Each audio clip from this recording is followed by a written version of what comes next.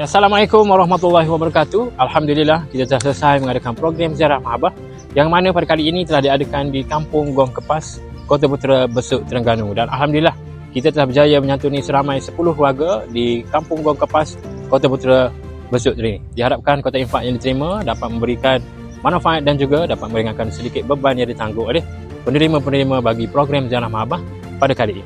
Saya Wan Muhammad Zulkifli bin Muhammad, pengerusi JPKK Dua Kupas Luar, merakamkan ucapan terima kasih kepada Muslim Malaysia kerana telah membekalkan baku makanan untuk penduduk kampung Dua Kupas Luar ni sebanyak 10 keluarga. Untuk rumah yang pertama iaitu Encik Warasadi bin Wan Sulung yang berumur 45 tahun dan isi rumahnya adalah seramai 9 orang dan beliau mempunyai anak seramai 3 orang yang mengidap sakit eczema, di mana beliau juga mempunyai sakit pinggang dan juga seorang OKU yang mana kakinya telah patah semasa kemalangan dan beliau hanya bekerja ketika keadaannya stabil. Ya, untuk penerima yang kedua iaitu Puan Zalina bin Yusof, seorang ibu tunggal yang berumur 52 tahun dan mempunyai isi rumah seramai 6 orang dan beliau tidak bekerja, hanya mengharapkan bantuan daripada anak-anaknya dan beliau juga menjaga seorang anak OKU yang daripada sejak lahir tulang pinggang anaknya tidak bersambung dengan tulang pinggul. Jadi anaknya memerlukan perhatian dan juga jagaan daripada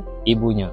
Untuk penerima yang ketiga iaitu Puan Kamariah binti Ishak, mempunyai isi rumah seramai 2 orang dan beliau adalah seorang ibu tunggal yang mengidap sakit darah tinggi, kolesterol dan juga buah pinggang. Untuk penerima yang keempat iaitu Encik Abdul bin Ahmad, seorang warga emas yang berusia 89 tahun dan beliau pernah diserang penyakit strok. Untuk penerima yang kelima iaitu Puan Haslinda Suzila binti Samiun, seorang ibu tunggal yang berumur 41 tahun dan beliau mengidap sakit kencing manis dan juga penyakit saraf yang hanya bekerja sebagai pembuat kuih untuk menampung perbelanjaan anak-anaknya ke sekolah. Untuk penerima yang keenam iaitu Cik Rohani binti Abdul Rahman, tinggal seorang diri dan beliau adalah seorang OKU fizikal dan juga tidak dapat bercakap dengan jelas dan dia dibantu oleh adik-beradiknya tinggal berdekatan. Penerima yang ketujuh iaitu Cik Mak Hussein bin Jaafar, iaitu seorang bapa tunggal yang berumur 71 tahun dan beliau hanya tinggal seorang diri dan juga beliau mengalami masalah pendengaran dan juga tangannya retak